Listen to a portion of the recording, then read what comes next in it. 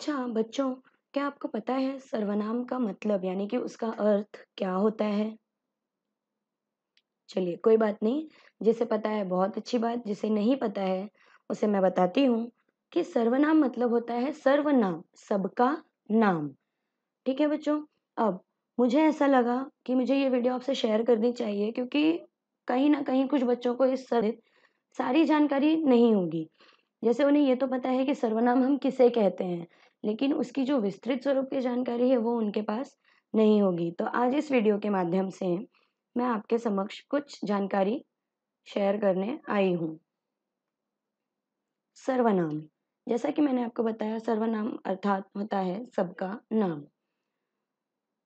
अब देखिए, संज्ञा के स्थान पर प्रयुक्त होने वाले शब्दों को सर्वनाम कहा जाता है।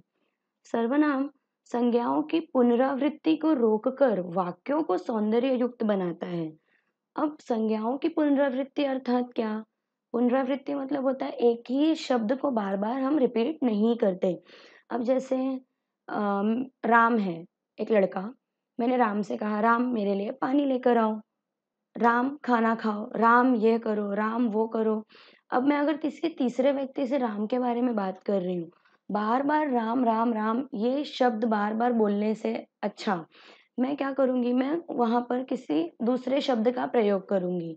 तो सर्वनाम यह जो हमारा आज का विषय है, इसमें भी हमें यही सिखाया जाता है कि संज्ञा यानी एक नाम होता है, इसकी जगह पर सर्वनाम मतलब क्या? जो एक ही इंसान को आप अलग-अलग इंसानों को उस एक नाम से बुला सकते हो, जैसे वह, यह, ये, वे इत्यादि।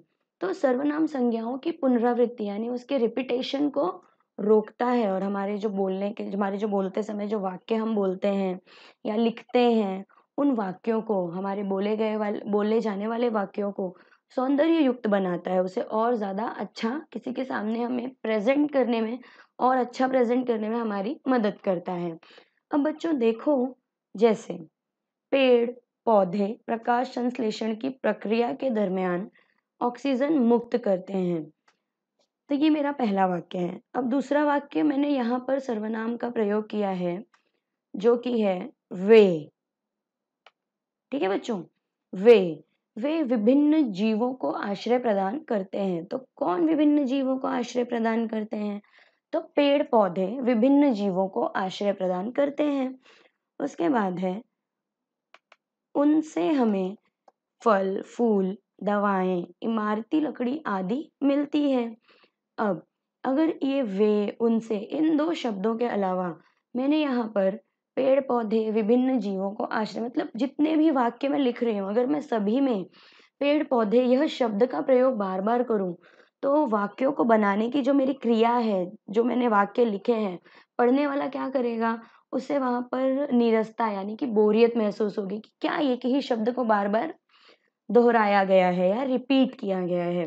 तो इससे अच्छा हम क्या कर सकते हैं कि उन शब्दों के स्थान पर किसी अन्य शब्द का प्रयोग करना, जिसे हम सर्वनाम कहते हैं।